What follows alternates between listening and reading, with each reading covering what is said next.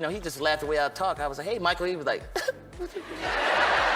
so you're so country. Wesley gonna tell us that mess. We was out one night in Hollywood. He gonna tell me we didn't have to pay taxes. Man, we ain't gotta pay no goddamn taxes, man. So that's how my role came about. So I basically wrote my own part in the movie. I was like Tony Montana. I said, let me go out on the road, okay? I'll make a meal here, a meal there. I'll get you the money, okay, Mike? And at my show, I tell everybody, if you want to know if I'm doing another Rush Hour or another Friday's movies, you got to come to the show. Not names, yeah. You use the right. You must be left-handed. You use the right side of your brain. A journey from stand-up to Hollywood stardom. Hollywood saw a lot of comics, substantial job growth, but none reached the heights that Chris Tucker achieved during this time when he was in his late 20s. Tucker was given the honorary title of the best paid act in the world, showing how successful he had become. His fame, however, did not endure like a magician's vanishing act that keeps people interested. Tucker seems to have vanished from the limelight, leaving fans who really loved him and smart showbiz experts confused. You know, coming, from stand-up to acting, I had to, calm stuff down. From stand-up, you broad, and acting, you got to get into the character.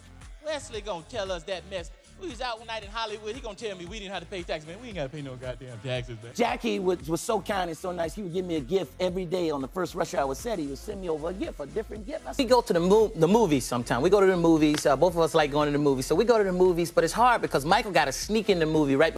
The sudden departure caused a group thinking about the fun industry, echoing the feelings of many. Where in the world did Chris Tucker go? This mysterious break from the public eye became the subject of speculation, rumors, and questions about Tucker's whereabouts and the reasons that made him decide to step away from the pinnacle of fame. Now, it looks like Chris has finally talked about the real reason he quit Hollywood. I kind of took a step back from it. At one point, Hollywood was known for the star who makes the most money, but I thought it was a ceiling, and I wanted more. It wasn't enough, he revealed. Chris Tucker was raised in Atlanta with 2 brothers and 3 sisters. He and his siblings enjoyed making each other laugh, marking the time he found his love of humor. In high school, he won the title of funniest and began putting on talent shows. At the age of 19, he started his stand-up comedy career, moving from Los Angeles to Atlanta to pursue his mission. Soon after, he secured a spot on Def Comedy Jam, where his dynamic rapid-fire delivery and contagious energy quickly drew in viewers. His versatility allowed him to make entrances in music videos for well-known acts like Dr. Dre, Heavy D, Tupac, and Mace. The most important event in his acting career came with the breakout role of Smokey in the movie Friday. Director F. Gary Gray expressed strong support for Chris, choosing him over more well-known stars like Chris Rock and Tommy Davidson. Despite an audition that wasn't great, Gray saw something in Chris that no one else did. Not names, yeah. You use the right. You must be left-handed. You use the right side of your brain. Good thing about on the RS though, everybody else got away. Bill collectors try to threaten you. They can't even threaten you in this economy. So immediately I got interested because, it was Ben Affleck, Matt Damon, then it was Howard White. So I called Howard. Last time I played there, Harry Belafonte came and saw me, and he said, Chris, you need to sing more. Chris's improvised skills and star quality convinced Gray that he was the right fit for the role. The film, shot in just 20 days, became a cult favorite, grossing $28.5 million. Chris continued to work as a real character in Friday, playing the lively and funny drug addict Smokey. His antics made the character memorable and the movie a success. Stitches make the day better. Chris Tucker showcased a wide range of skills and abilities in his short comedic acts, proving that he was not just a one-trick pony. The world took notice, and in 1997, Tucker marked a pivotal year with not 1, not 2, but 3 big hits that propelled him to stardom. The Fifth Element showcased his versatility in an extravagant sci-fi setting, highlighting his ability to bring life to a big-budget blockbuster. Following that success, Money Talks and other funny comedies solidified Tucker's reputation for keeping audiences laughing. In the same year, his fame skyrocketed with roles in Jackie Brown, demonstrating his ability to hold his own alongside seasoned players in a Quentin Tarantino crime show. By this point, Tucker had become a Hollywood elite, even earning the admiration of fellow actor Jamie Foxx. Foxx, in an honest interview on The Late Show with Stephen Colbert, recounted an event where Tucker's unexpected encounter. And that's what I do in my show. I sing, I dance, I act. I do it all. I tell jokes. I do it all. So it's like a Broadway play, man. But we didn't know it was going to be so successful. I remember going seeing the movie before it was edited, and Gary Gray get me global notoriety too from the Rush Hour movies you might have seen. Automatically working with a global star. You play taxes, huh? G-Money, you ain't got to pay no taxes. Shook the roots of his sure-of-themselves attitude. Tucker's genuine and unfiltered approach left a lasting impact on Fox, prompting him to rethink the fine line between fame and humility. As Tucker's fame grew, so did the offers and opportunities. However, as is often the case in Hollywood, actors find themselves at the mercy of directors and studios. Despite Tucker's success, he faced challenges, including being typecast into stereotypical roles that limited his growth as an actor.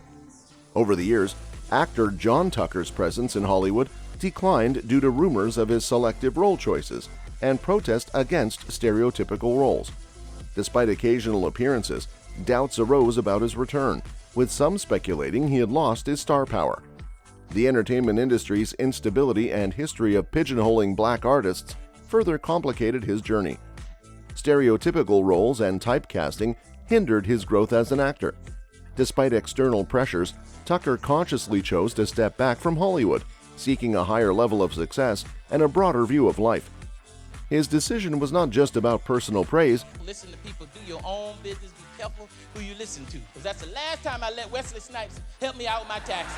We became friends, man. I hung out with him a lot, and Michael was just so nice, man. You be around him and you just get happy, man. He would. So that's how my role came about. So I basically wrote my own part in the movie.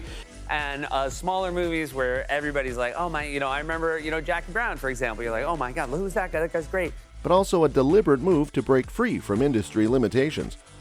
In interviews, Tucker emphasized the importance of making a positive impact on the world and contributing to making the world a better place. His journey reflects a conscious choice to pursue a meaningful and fulfilling life, transcending the boundaries set by the entertainment industry. The power struggle in Hollywood. Chris Tucker resisted Hollywood's control and sought independence to escape its constraints. His decision to step back from Hollywood was a conscious move towards a more authentic and liberated life, free from the shackles of Hollywood's dominance. However, he faced sexism, particularly Hollywood emasculation, which denotes the demeaning of one's manhood through scorn, insults, or limiting opportunities. This emasculation reinforced harmful stereotypes about black men, limiting their ability to portray varied and well-rounded characters. Tucker's commitment to pursuing more meaningful roles clashed with Hollywood's reluctance to accept variety and change. The industry's resistance hindered the development and growth of black artists like Tucker, forcing them into stereotypical roles that overlooked their full range of skills. We didn't know, but I knew that I did what I was prepared. I knew it was my shot. He just laughed the way I talk. I was like, hey, Michael. He was like, so you're so country. Come on, if you don't pay the house note, we gonna come get it. I said, well, shit, come get it. It's upside down anyway. I was like Tony Montana. I said, let me go out on the road, okay? I'll make a meal here, a meal there. I'll get you the money, okay, Mike? His newfound faith in Christianity became a talking point, with some speculating that his refusal to accept certain roles was influenced by his spiritual path. Hollywood's refusal to meet evolving standards and embrace diversity hindered the progress of black artists. Elites within the industry often dictated roles, perpetuating harmful stereotypes and restricting artists' creative expression. Black actors, including Tucker, found themselves boxed into roles that didn't reflect their full potential. Tucker's experience reflected the broader issue of powerful figures in Hollywood exerting control over talented artists, treating them like jesters in a king's court. The industry's long history of manipulating performers echoes medieval court jesters, expected to amuse and entertain without regard for their individual hopes and dreams. Navigating Hollywood's demands. Chris Tucker fought against Hollywood's desire for control and sought independence. In 2005, he faced legal troubles after being stopped in Georgia for driving at 109 miles per hour, leading to charges of reckless driving and evading state cops. Despite admitting to the charges and paying a fine of $6,999, Tucker returned to the big screen with Rush Hour 3 in 2007, earning $25 million and investing in a house in Orlando, Florida. However, financial challenges resurfaced, and he owed over $12 million in unpaid federal taxes from 2001 to 2006, The state of California also filed charges against Tucker for allegedly not paying $3.5 million in state taxes during the same period. Tucker faced foreclosure on his Orlando home due to a $4.4 million debt, and the IRS placed a $1.5 million lien on the property. Despite efforts to sell the house, the bank accepted an offer of only $2 million. Tucker sold another Florida house for just over $1 million, far less than the initial asking price. In 2011, Tucker attempted a comeback by returning to stand-up comedy. I'm cutting back though now. I'm saving my money. I'm smart. Getting smart with my money. I ain't doing that, buying all these houses no more. You gotta, Yes. you can't say nothing, so you have to fight your way into conversation. And at my show, I tell everybody, if you want to know if I'm doing another Rush Hour or another Friday's movies, you got to come to the show. Engaging in charitable projects and setting up his own charity. However, financial struggles persisted, and additional tax issues arising in 2012. In 2012, Tucker accepted the role of Danny in the movie Silver Linings Playbook and portrayed Albert in the 2016 film Billy Lynn's Long Halftime Walk. In a 2017 Honest Conversation, Tucker reassured friends about his well-being and explained his choice to take a short break from the limelight. Despite the challenges, Tucker remained active in stand-up comedy and continued to engage in charitable endeavors. Since 2017, Tucker's movie journey has taken a calmer path, with rumors of a possible Rush Hour 4 generating excitement among fans. His recent involvement in potential projects, including another Friday movie titled Last Friday, hints at a promising future. Chris Tucker's journey exemplifies resilience, commitment to meaningful projects, and a deliberate approach to his craft. His ability to transition seamlessly between stand-up comedy and on-screen performances showcases his versatility as an entertainer. Fans are eagerly anticipating his return, celebrating his decision to stand up against Hollywood standards, and applauding his dedication to a meaningful and authentic artistic expression. That's all for this video, folks. See you next time.